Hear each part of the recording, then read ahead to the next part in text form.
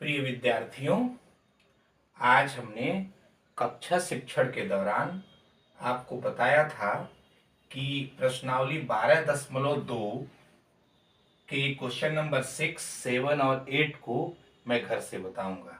उसी क्रम में मैं क्वेश्चन नंबर 6 आपको समझा रहा हूं। एक लौ स्तंभ है, यहां देखिए चित्र में एक लौ स्तंभ है और इस लौ स्तंभ दो पाइपों से मिलकर बना है।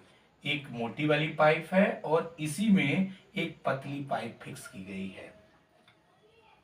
मोटे वाले पाइप की लंबाई 220 सेंटीमीटर है और इसमें जो पतला पाइप रखा गया है उसकी लंबाई 60 सेंटीमीटर है। और इसी क्रम में मोटे वाले पाइप की का व्यास 24 सेंटीमीटर और पतले वाले पाइप की त्रिज्या दी गई है 8 सेंटीमीटर। ये 8 सेंटीमीटर है त्रिज्या इसकी, और ये दोनों मिलाकर एक लोहे का स्तंभ बनाया गया है जिसका हमें आयतन ज्ञात करना है। तो छात्रों, आपको पता है कि इसका भी आयतन निकालेंगे और आयतन आपको मालूम है पाई आर स्क्वायर एच। इस वाले में ऊंचाई 220 लेंगे और त्रिज्या 12 सेंटीमीटर लेंगे क्योंकि यहाँ व्यास 24 सेंटीमीटर दिया हुआ है।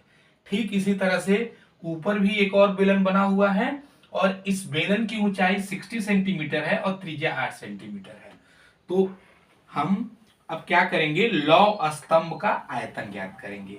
इस लौ स्तंभ के आयतन ज्ञात करने के लिए इस मोटे वाले पाइप का आयतन कितना होगा? मोटे वाले पाइप का आयतन pi r square into h. H की जगह पे हम 220 सेंटीमीटर लिखेंगे और त्रिज्या इसकी 12 सेंटीमीटर लिखेंगे। ठीक उसी तरह से एक पतला पाइप है और इस पतले पाइप की त्रिज्या 8 सेंटीमीटर है और ऊंचाई 60 सेंटीमीटर है। तो पाई आर स्क्वायर, इन दोनों टर्म में पाई कॉमन है, पाई हमने बाहर ले लिया। आपका बचा R square plus H plus R square plus small H. आइए हम वैल्यू रखते हैं। कैपिटल आर की वैल्यू मैंने आपको बताया है 12 सेंटीमीटर, तो मैंने 12 सेंटीमीटर रख दिया। तो 12 का स्क्वायर करेंगे तो 144 हो जाएगा और बड़े वाली पाइप की ऊंचाई 220 है तो मैंने एच की जगह 220 रख दिया। फिर ये प्लस और आर की वैल्यू, पतले पाइप के लिए आर का मान 8 सेंटीमीटर है तो मैंने आर की जगह पे 8 लिख के इसका स्क्वायर कर दिया और पतले वाले पाइप की ऊंचाई 60 सेंटीमीटर है तो मैंने रख दिया। और फिर मैं कैलकुलेशन कर रहा हूं तो पाई की वैल्यू 3.14 और 12 का स्क्वायर करेंगे तो 144 गुणे 220 प्लस और फिर 8 का स्क्वायर करेंगे तो 64 सेंटीमीटर इंटू 60। अब इसी क्रम में 3.14 और 144 में जब 220 का गुणा करेंगे तो 31,680 और प्लस और इनका जब हम गुणा करेंगे तो 64 में 60 का मैंने किनारे किया है बेटा, तो ये हो जाएगा 3,840। अब इन दोनों को जोड़ देंगे, 31,680 प्लस 3,840 तक जोड़ेंगे ना तो ये हो जाएगा 35,520 और फिर इसमें 3.14 से गुणा करना है। तो गुणा करने के बाद आएगा 11,1532.8 सेंटीमीटर क्यूब, क्योंकि आयतन को हमको क्यूबिक में लिखना होता है। अब एक चीज और प्रश्न में दिया है कि पूरे इस लौह स्तंभ का आयतन निकल गया और कह रहा है 1 सेंटीमीटर क्यूब 8 ग्राम है।